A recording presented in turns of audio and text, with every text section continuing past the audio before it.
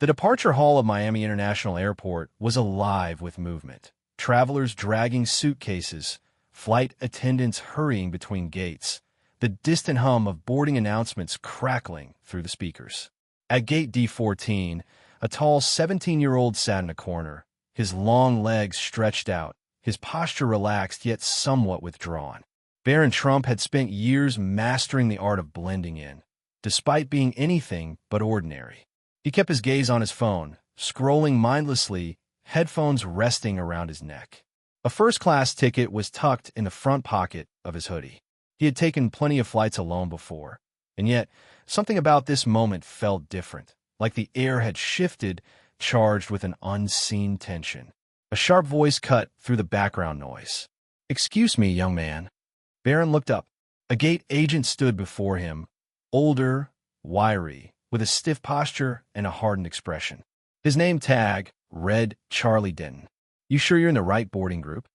Charlie's eyes flicked over Barron's casual hoodie, sneakers, and the way he sat apart from the rest of the passengers. Barron blinked, taken aback but composed. He had dealt with this before, people assuming things, assuming he didn't belong, assuming something was off. "Yeah, I am," Barron replied evenly. "I have a first-class ticket." Charlie held out a hand. "Let me see it." A familiar irritation stirred in Barron's chest. He exhaled slowly through his nose, forcing himself to stay calm, then pulled out his phone and unlocked the screen. He held it up so the agent could see his name, clearly printed undisputable. Charlie squinted, reading the name aloud. Barron Trump. A pause. His expression flickered, recognition, then something else. Something less neutral. Barron caught it immediately. Charlie hesitated. Then, instead of stepping back, he straightened his shoulders. "Wait here." Confused murmurs rippled through the nearby passengers. A few turned their heads. A woman balancing a toddler on her hip frowned in curiosity. Barron felt the heat rise in his face, but his expression remained impassive. What was happening? Minutes passed. Then a second figure appeared. James Rourke, an airport security officer, broad-shouldered and stiff-jawed, walking with the kind of authority that made people move aside without thinking. His presence sent a ripple of tension through the boarding area. Charlie leaned in and muttered something to Rourke. The officer nodded, then turned to Barron, his voice measured but firm. "There seems to be an issue with your ticket, sir. I need you to step aside while we sort this out." Barron sat up straighter. "What issue?" Rourke's face remained blank. "We're handling it. Please step away from a gate." Passengers were watching now. Phones are coming out. The air around Barron grew heavier with the weight of a dozen eyes. He swallowed his frustration. "I booked this ticket weeks ago." "We understand," Rourke said, though his tone suggested otherwise. "But we need to verify something. Follow me." Barron hesitated. If he protested too much, the situation could escalate. If he complied, he had no idea what they would do next. A tight knot of unease coiled in his stomach. Finally, he stood, slung his backpack over his shoulder, kept his expression neutral as he followed Rourke away from the gate, leaving behind the growing whispers, the turned heads, the camera lenses capturing everything. As they walked, the toddler's mother, the one who had been watching, spoke up. "What's the problem?" she called. "He's just a kid with a ticket." No one answered. No one ever did. The walls of the security holding room were a dull shade of gray, the kind that made everything feel colder, more impersonal. The room was small, just a table, a few chairs, and a camera mounted in the corner, its tiny red light blinking steadily. Barron sat on one side of the table, his hands resting on his lap, fingers drumming against his knee. He wasn't scared. He wasn't even angry yet, but there was a weight settling in his chest, an uncomfortable sense that no matter what he said, no matter how cooperative he was, this had already been decided. Across from him, James Rourke stood with his arms crossed, his face unreadable. He hadn't offered an explanation. He hadn't even asked any questions. He just stood there waiting. Finally, Barron broke the silence. "Are you going to tell me what's going on? Or do I just sit here and guess?" Rourke glanced toward the door. A few seconds later, it swung open, and another man entered, Elena Vasquez, the airport's operations manager. She was in her late 40s, her dark hair pulled into a tight bun, her expression carefully composed. She set a folder down on the table and took a seat across from Barron, smoothing the sleeves of her blazer before folding her hands neatly in front of her. "Mr. Trump," she said, her tone polite but distant. "We're conducting a security verification. Standard protocol." Barron exhaled sharply. "For what?" Elena's eyes flicked toward Rourke before returning to him. "Your name was flagged in our system. We need to verify your identity before you're cleared to board your flight." Barron frowned. "Flag for what? I checked in like everyone else. My ticket's valid. My ID is valid. What exactly needs verifying?" Elena hesitated for half a second. It was brief, but Barron caught it. "There have been irregularities in recent flights," she said carefully.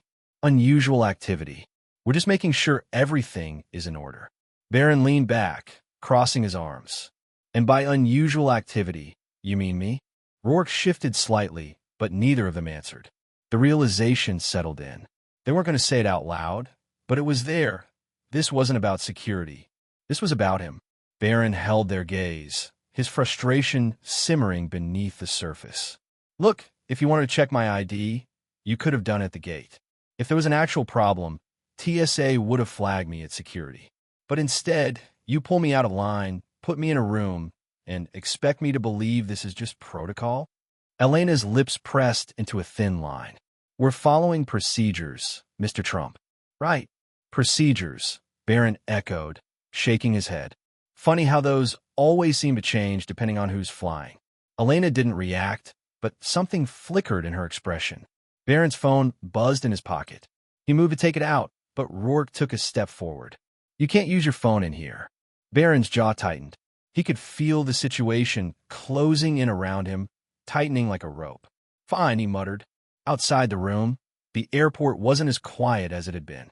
Passengers at Gate D14 were murmuring, glancing toward the security doors where Barron had disappeared minutes ago. Some had pulled out their phones, checking Twitter, scrolling through posts. And then it happened. The first video appeared. Lisa McGraw, the woman who had spoken up at the gate, had recorded the moment Barron was stopped. The clip was short, just a few seconds of him standing there, confused, while Rourke told him to step aside. She posted it with a single caption: "Why is Barron Trump being stopped at the gate with no explanation?" It spread fast. Within minutes, it had thousands of retweets. People started asking questions. Speculation exploded. Was it a security mistake? Was he being profiled? Was this political? A few feet away, a man in a gray hoodie, Carter Hill, a freelance journalist, read the tweet. His eyes narrowed. He grabbed his phone, opened his camera, and started recording. "Something weird is happening at Miami International," he said in the mic. "Barron Trump just got pulled from his flight, and no one's saying why. Stay tuned." He hit post. By the time the video was uploaded, it already had hundreds of comments. Back inside the room, Barron was still staring down Elena and Rourke. "My passport is in my bag," he said finally, voice steady. "You didn't even check it." Elena hesitated. Rourke didn't. "Stay seated," the officer ordered. Barron's fingers curled into fists beneath the table. Then, the door burst open. A young airport employee rushed inside, his face pale. He leaned toward Elena, whispering something in her ear. Her expression shifted, a flicker of concern. Barron narrowed his eyes. Something had changed. The black SUV cut through the Miami traffic like a blade, weaving through lanes with quiet urgency. Inside, Melania Trump sat perfectly composed, but her fingers gripped the edge of her phone just a little too tightly. The screen in her hand flashed with notifications, tweets, messages, and forwarded videos. The footage was spreading. Fast. The latest clip showed Barron being escorted away from the gate, his tall frame stiff with frustration, his expression unreadable. A message popped up from an unknown number. "Something's happening with Barron at MIA. Security pulled him for no reason. People are talking." Her pulse quickened. She clicked on a viral post. "Why is Barron Trump being detained at Miami International? This doesn't look right." The video had over 5 million views. She locked the phone. "Faster," she told the driver. At the airport, the tension had thickened. Carter Hill was live streaming near Gate D14, updating thousands of viewers in real time. This situation is escalating. Barron Trump was pulled from his flight, and so far, he turned the camera toward a cluster of staff, whispering among themselves. Nobody here is giving answers. He panned to Lisa McGraw, the woman who had first spoken up. "I don't know what's going on," she said to the camera, "but I saw that kid sitting there, minding his own business, and suddenly, he's being treated like a criminal." Back inside the security room, Barron sat motionless, watching Elena Vasquez read something on her phone. Her expression had shifted. The young employee who had interrupted moments ago whispered urgently in her ear again. Her fingers tapped rapidly against her screen, navigating between news articles, tweets, and a flood of comments. The story was spinning out of control, and she knew it. "Something wrong?" Barron asked, his voice calm but sharp. Elena inhaled through her nose and exhaled slowly. "Mr. Trump, we're working to clear up the situation." "Right? Because it's really complicated," Barron muttered. She glanced at Rourke, who stood rigidly by the door. His posture had changed, less assertive, more uncertain. Then the phone rang. Elena grabbed it, listening for a moment before nodding stiffly. "Understood," she said, then hung up. When she turned back to Barron, her expression had hardened again, but before she could speak, the door swung open. Melania Trump walked in. The temperature in the room shifted instantly. She didn't have to raise her voice. She didn't have to announce herself. She simply was. Elena stood immediately. "Mrs. Trump," she started, but Melania held up a hand. A single, graceful motion that silenced the room. Her eyes locked on a Barron first, scanning him quickly, assessing. When she saw that he was unharmed, she exhaled quietly, then turned her attention to Elena Vasquez. "What is going on here?" she asked, her voice low and measured.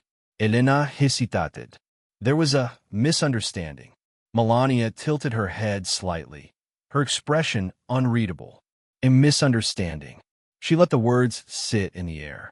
Rourke shifted uncomfortably. Elena cleared her throat. "We were verifying his identity. It's standard protocol." Melania's gaze didn't waver. "You had his ticket," she said. "You had his ID. His passport is in his bag, untouched. What else did you need? A birth certificate? A signed letter from his father?" Elena opened her mouth, then closed it again. Melania stepped closer. "Tell me something," she continued, her voice cool, controlled. "Would this have happened if his last name was different?" Silence. The weight of it pressed against the walls. Elena's throat bobbed slightly as she swallowed. "I want to speak to the person in charge," Melania said. "Now." Elena squared her shoulders. "That would be me." Melania gave a small, humorless smile. "No," she said softly. "You're the problem." Elena flinked. Melania turned her head slightly toward Rourke, who immediately straightened, his hands behind his back. "And you," she said.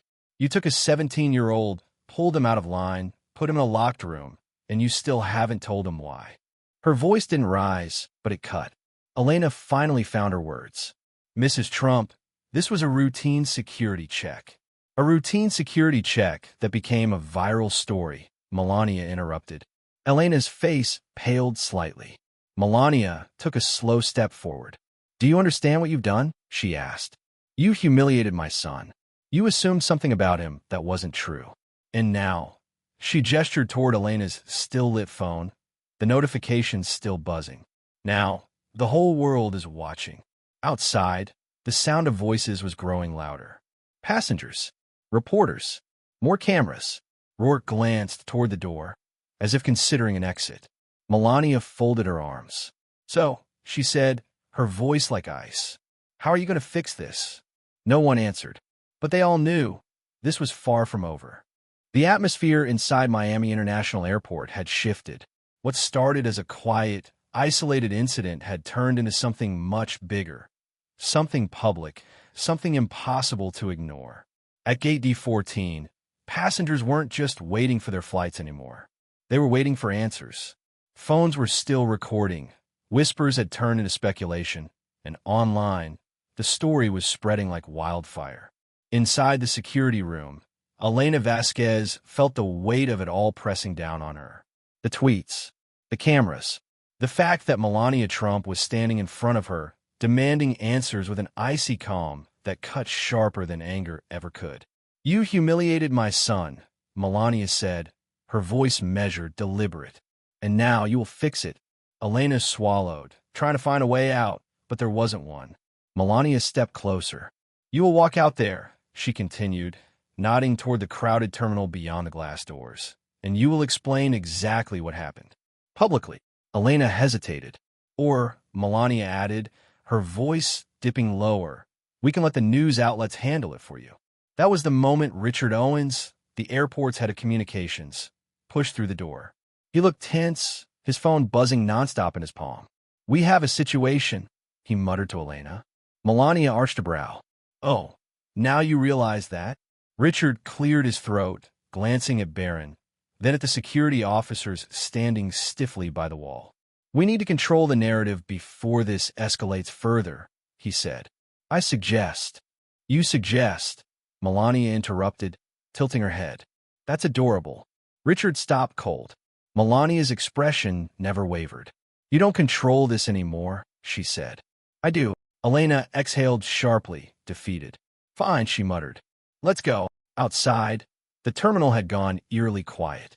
The crowd parted slightly as Elena Vasquez, followed by Richard, Barron, and Melania, stepped into the open. The tension was suffocating. Elena adjusted her blazer, cleared her throat, and faced the waiting passengers. "Earlier today," she began, voice tight, "one of our passengers, Mr. Barron Trump, was subjected to an additional security check due to an internal miscommunication. We regret any inconvenience this may have caused." A low murmur rippled through the crowd. Someone scoffed. Melania folded her arms, unimpressed. "Inconvenience," she echoed, her voice carrying across the gate area. "You pulled a 17-year-old from his flight, detained him, ignored his valid identification, and only after this went viral did you decide it was a miscommunication?" The murmurs grew louder. Richard Owens stiffened. "Mrs. Trump, we—" Melania turned slightly, addressing the passengers instead. "This is about more than my son," she said, her voice strong but controlled. "This is about how people in power treat those they assume have none." Elena's jaw clenched. Carter Hill, still filming, leaned in. "Respect is not a privilege," Melania continued. "It is a right, and it should never depend on your last name, your status, or whether the internet forces someone to care." Lisa McGraw clapped first, then another person, then another. Elena swallowed hard. She had lost control of the situation. Completely. Melania looked at Barron, gave a small nod, then turned back to Richard. "I hope you learned something today." And with that, she walked away, graceful, composed, victorious. The airport was behind them now, but the shockwaves of what had happened were still spreading. Inside the private lounge, Barron sat in silence, elbows on his knees, staring at the floor. Across from him, Melania scrolled through her phone, her expression as unreadable as ever. A notification popped up. Breaking news. Police Scarlight, Miami International Airport announces internal investigation following viral incident involving Barron Trump. Barron frowned. He tapped the article. Effective immediately, Officer James Rourke has been placed on administrative leave, pending a full review of the incident. Airport Operations Manager Elena Vasquez has also been called in for an internal investigation. MIA officials have announced plans to revise security procedures to prevent similar incidents in the future. He blinked. He hadn't expected them to actually do something about it. Melania looked up, watching him. "They want this to disappear," she said calmly. "But now, they have no choice but to change." Barron leaned back, exhaling. "I used to think this kind of thing was just part of life." He hesitated, then muttered, "But maybe it doesn't have to be." Melania's gaze softened just slightly. A few feet away, a young airport employee stood near the window, watching them leave. He had seen everything. He had watched it unfold, watched how one decision, one assumption, had unraveled into something much bigger. As Barron and Melania walked toward the exit, the employee's fingers tightened around his badge. Maybe next time, when it was his turn to make a decision, he would think twice.